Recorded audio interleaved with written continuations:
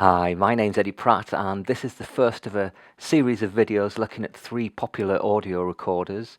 We have the Roland R26, the Tascam Dr-60d, and the Zoom H6. And in this first video, I'm going to be focusing on the hardware and giving you some simple ideas about what might make criteria for the best purchasing decision.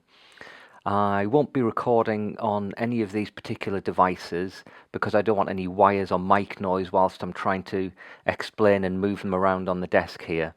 So I'm going to be recording in a different setup. I'm recording from a Rode HS1 headset mic which I'm wearing into a Sennheiser wireless G3 body pack transmitter, and then that's into a wireless receiver on a Nikon D7000 camera, and the camera has got a 28 to 70 millimeter zoom lens on. So let's kick off, and first of all let's give you a little orientation around each of the units and talk about the build quality and how they're feeling and the sense that you get from them. So we start with the Roland R26, and the front of this is textured plastic, nice and robust, nothing wrong there.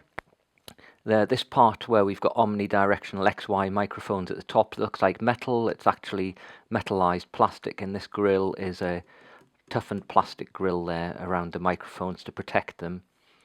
We've got a large touch screen, which we'll be coming on to later. We've got nice quality potentiometers for controlling the input levels of the XLR inputs there, very nice.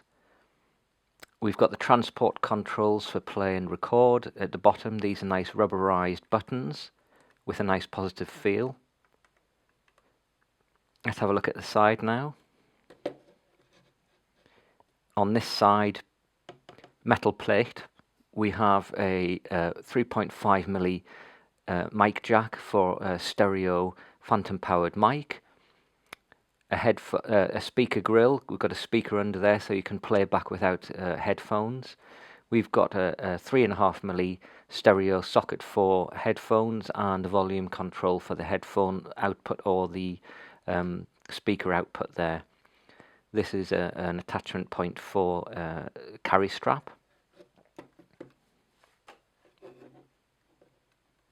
On the other side we have a rubber flap here. Under that we have a slot for the memory SD card. We've got a mini USB connector there. This is the hold switch, switching up for protecting against accidental settings changes, and to turn the unit on you can just pull down here, hold, and turn it off, pull down again to hold. We've got a DC in, which is a round sort of connector there, and that's for 9 to 16 volts DC 1.2 amps. This is a little terminal connector for earthing the device if you need to do that. On the bottom of the device we've got two XLR connectors. That might be a little bit out of focus with the depth of field on the camera, but there's XLR connectors with the ability to take a phono input into the middle as well. These are phantom powered if you need them to be. On the back of the unit, which is plastic, we have a tripod mount screw there, and we have the battery door, holds the 4 AA batteries in there. The top of the device, we have the omnidirectional left and right pair and the XY microphone pair there. I don't know if you'll be able to see this, it may be a little out of focus, but that's how the top looks. All in all, very nice build quality, nothing to complain about in that respect. Feels like a professional unit, and yes, very nice. Next unit we have the Tascam Dr-60d. First thing we have are these pieces of metal for putting a strap in, so you can have the strap coming up around your neck and you can look down onto the unit to the controls and the display, so quite nice usability there. We've got these adjustment controls for the different mic XLR and 3.5mm jack inputs with peak indicators here, LEDs. Physical switches for switching between line, mic level and mic plus phantom power level on the two XLR connectors. This little thing is a jog dial. It's very nice, feels very good, positive feedback. You can twist it for the moving through the menus. You can press to select, and it's a very nice way of interacting with the menus. They've done a really nice job there on the menu system and the use of that dial. Very, very nice usability. We've got a set of plastic buttons here which are for the transport, recording and playback. Slate button for injecting an audio signal into the recording path, so you can easily sync audio tracks later and find certain breaks in them. Some LEDs for indicating the recording mode that you're in. A quick menu for getting access to recently used or most frequently used features, and some menu buttons for accessing various levels of the menu. On the I should say that this front panel is all textured plastic as well, and we've got the screen here which is a lot smaller than the Roland R26. We'll come on to that in a moment. On the side of the unit on the left, we've got two XLR inputs with the ability to put phono connectors into the middle if you need to. We've got these little grips which grip onto the XLR to stop them being accidentally removed. We've got a 3.5mm input jack here for stereo input microphone, which can be phantom powered. A remote jack here for a specific Tascam remote. We can take audio input from the camera into there, and we can send audio out to the camera here with a different level control here for altering what goes to the camera. On the right side of the unit, we've got an on-off button, hold for on, hold for off. We've got a hold protect, which prevents any accidental settings changes. Underneath this rubber flap, we have an SD card and a mini USB connector. Two outputs, phone output for your headphones with a level control, line output with a level control, so two outputs with independent control for levels, very nice. On the back of the unit, again plastic, this is for access to the batteries, and 4 AA batteries there. On the bottom of the unit we have a screw for the tripod mount and a locating hole for a locating pin to stop the whole unit swiveling on the tripod. On the top of the unit, this is a metal plate here, and that's the connector for the bottom of a DSLR, or for indeed anything which can screw onto that. It could be a body pack mic or something like that, which is threaded up to be able to mount onto here. But the real usability feature of this, it's being created for DSLR, so that people who are shooting alone and want a really convenient way of mounting the device, it allows them to have a tripod at the bottom here, audio stack in the middle, DSLR on top, so you can be monitoring with your headphones here. So if you were shooting alone, it would allow you to have all of your kit stacked up on the top of your tripod, all nicely in front of you if you don't have someone to help you out and you're a single shooter. Next we have the Zoom H6, and the Zoom H6 has got a nice rubberized plastic, so the plastic on it feels quite nice. The front panel is metal here and here. These are 4 input controls, potentiometers for controlling the input level of the XLR. These pad switches allow you to reduce the input signal strength for each of these XLR inputs on the device by up to 20 dBs. The buttons here are for selecting which tracks to, or which inputs to record and which inputs to play back. So this is LR for the top LR on the microphone, left and right, and these are the 1 to 4 for the XLR inputs. We've got the transport controls, and this record button is slightly recessed so you don't press it and stop recording by accident.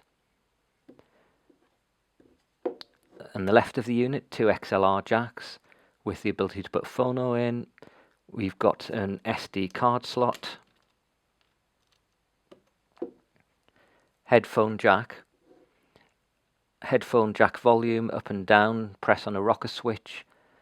This is to hold to protect against accidental changes to settings, and pull down to turn on, pull down to turn off. On the other side of the unit, there are two XLRs here, a menu button for accessing the main menu on the device, and this is the main way of navigating the menu. This is a rocker switch which goes up and also down, or I think you call them jog dials. You can press in to select menu items as well. I've had a bit of problem with this and it hasn't always worked reliably. It sometimes catches, so you try and press in and it kind of doesn't quite make it because it's just slightly too high or slightly too low, so I'm not very impressed with that. It may loosen up and get better with time. I'll reserve judgment there. On the top of the unit we have this microphone with its own level control. This is an XY microphone which is included with the zoom. We can remove that by pressing the side clips. You get a mid-side mic as well, which you can just slot onto the unit like this. This is all metal, nice and robust. This top part is, I wouldn't say it's too strong, but I wouldn't want to drop that. I think that would snap off quite easily. I won't try. You just press the two buttons to remove the microphone. I'll put the XY microphone back on. Quite substantial, heavy microphones. Now the downside with the microphone, which I've noticed on this, is it alters the balance of the unit, so it puts weight in this direction, causes it to pivot on the bottom, so you end up with this thing which kind of slides and easily pivots around. You might have seen me straightening it up during the video, because every time I touch something I move the unit, so it's a little bit of a design flaw, not massive but slightly irritating. On the XY mic on the side, you also have an input for a 3.5mm jack with phantom power for a stereo input there, line or microphone. On the back of the unit, we have a speaker grill for the built-in loudspeaker, a tripod mount, the battery door cover on this curved portion here. Again, 4 AA batteries, and these little recesses are for putting a carrying strap on. This will probably go out of focus quite a lot here, but on the front of the device we have a line out connector, which is a 3.5mm line out, and we've got a remote connector for a specific H6 remote. So that's a quick rundown of the build quality and feel of the devices. Let's have a look at them just in different orientations side by side.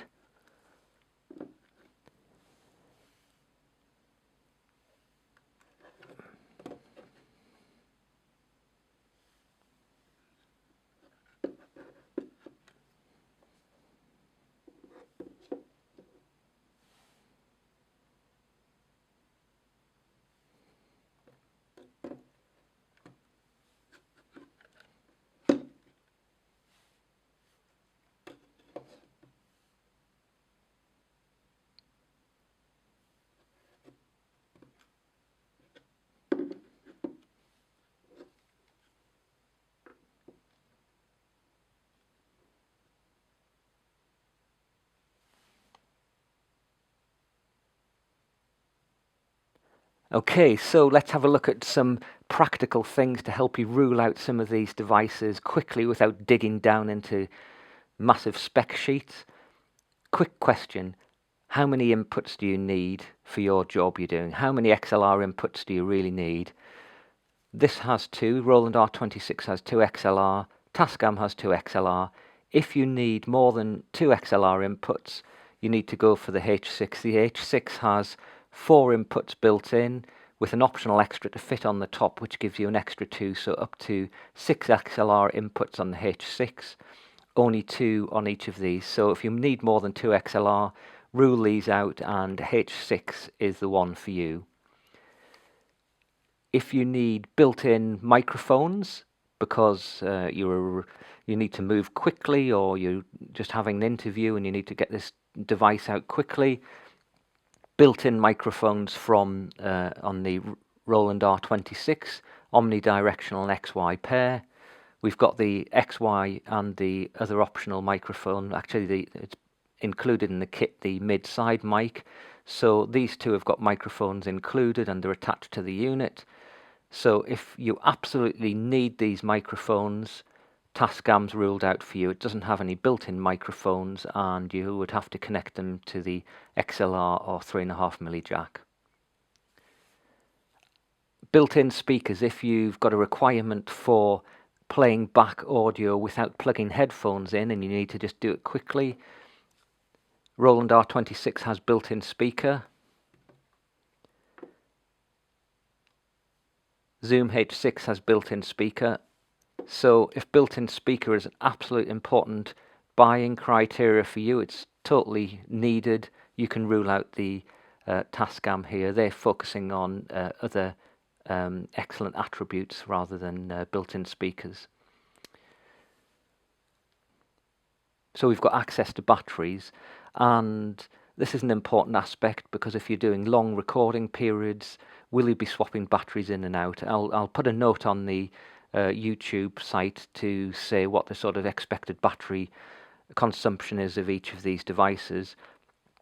But from a practical viewpoint, if you've got a tripod here on a tripod plate covering this, you're not going to be able to open the battery door, so that means you'll have the inconvenience of dismantling your kit off a tripod if you're doing that, and you'll have to replace the batteries. So if that's an inconvenience and it's a deal breaker, well, you're going to have a little bit of a problem with the Roland R26.